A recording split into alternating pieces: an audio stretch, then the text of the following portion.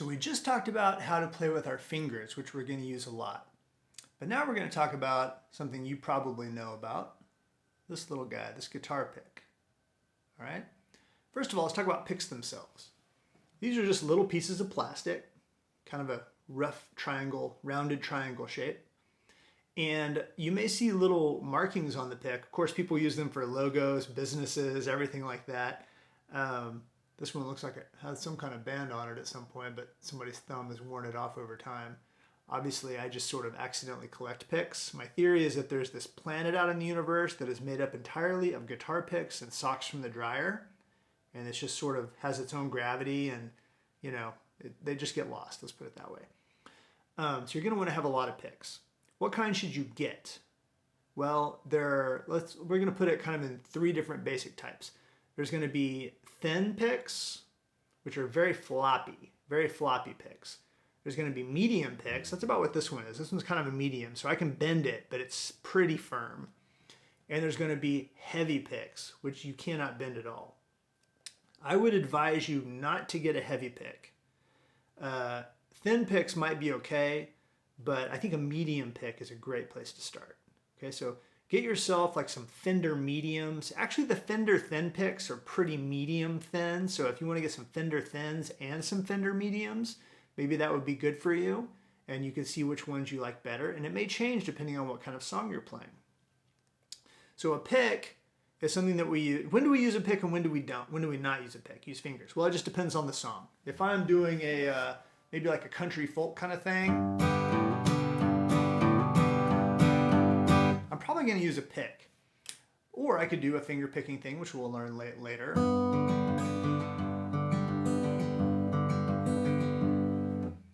And if I'm doing, maybe playing like just a little tune or something,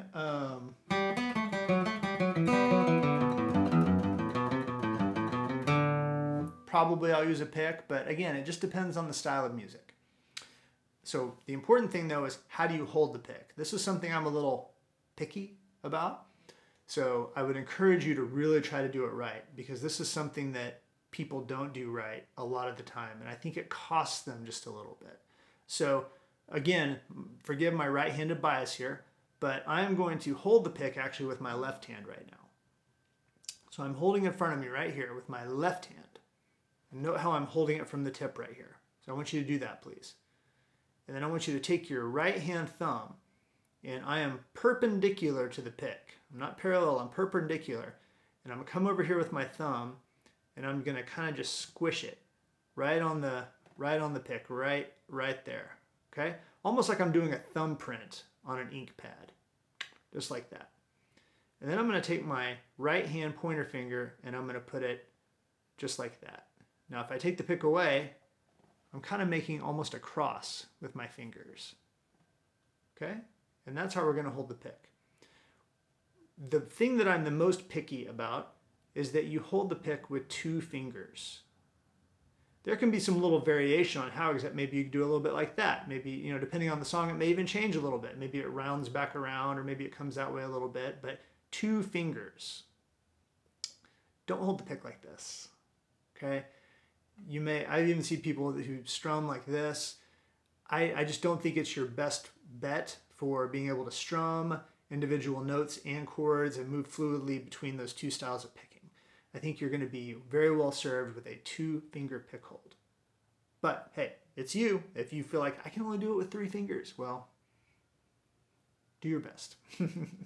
But this is what I would recommend. Put it that way. And then the rest of the fingers can just they can go like this if they want sometimes, so they can kind of sit down relaxed below it. But that is the way to hold the pick. And now I have a little, the other thing that people make a mistake on sometimes is they have the pick stick out really far, like this. And that makes the pick really floppy and hard to control.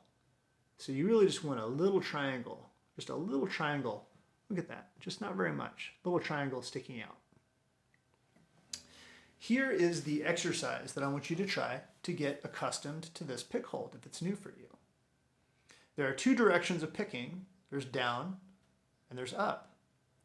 I would like you to start on your sixth string, and I'm going to go down, and then I'm going to alternate going down and up on each string, starting from here, the 6th string, down to the 1st string, like this. Down, up, down, up, down, up. You might even want to pause the video and try that a few times. Now, if you've tried that successfully a couple of times, excellent. I want to add to it just a little bit. You remember how when we got to the bottom of the guitar, the 1st string, we were on an up pick? Well, I want you to start where we did, and when you get to that up pick on the 1st string, I want you to turn around and come back to where we started. But don't play the 1st string again. So it's going to be like this. Down, up, down, up, down, up, down, up, down, up, down. So you will alternate down and ups, and you will end up back at your originating 6th string with a down pick. This is a fantastic exercise. As you get used to this little exercise going up and down the guitar, you can try to increase your speed just a little bit.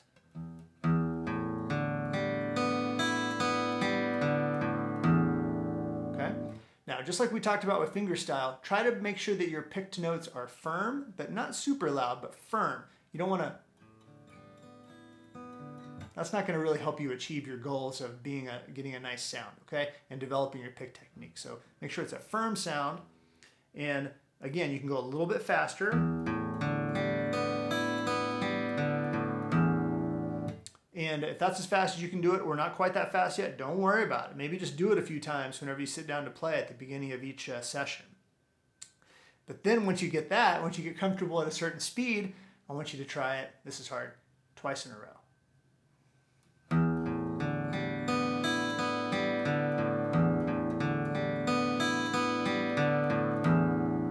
And once you get twice in a row, 3 or 4 times in a row, from my experience, there's something about doing it twice in a row. You'll get it the first time, and then the second time, your brain will just go, whoop, whoop, whoop, and you'll totally miss the strings. So it's a great exercise. And then eventually, you can try it really fast. I'll probably screw this up.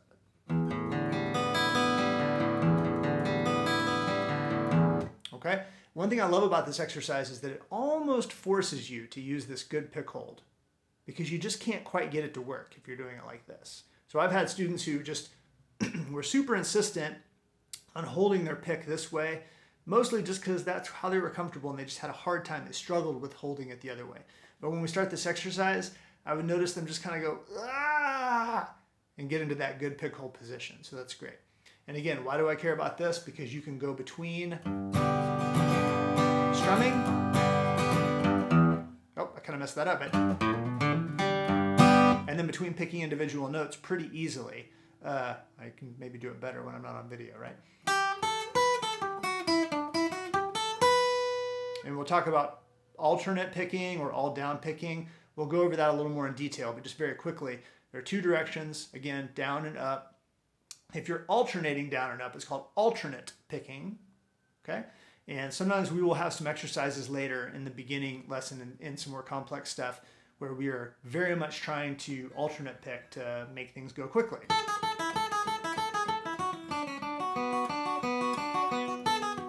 But a lot of times we'll just be doing down picks because that's going to be a little easier at first, and you're going to be able to do great things just with down picks. So anyway, that is the 2-finger pick hold that I endorse, and I encourage you to do this pick exercise and to build your pick hold up like we talked about, and to try to really stick with that 2-fingered pick hold if you can do it. I think you'll be happier in the long run if you can make yourself do that. If it comes easily to you, awesome. If it doesn't, I challenge you to work on it just a little bit with this pick exercise to try to get used to that.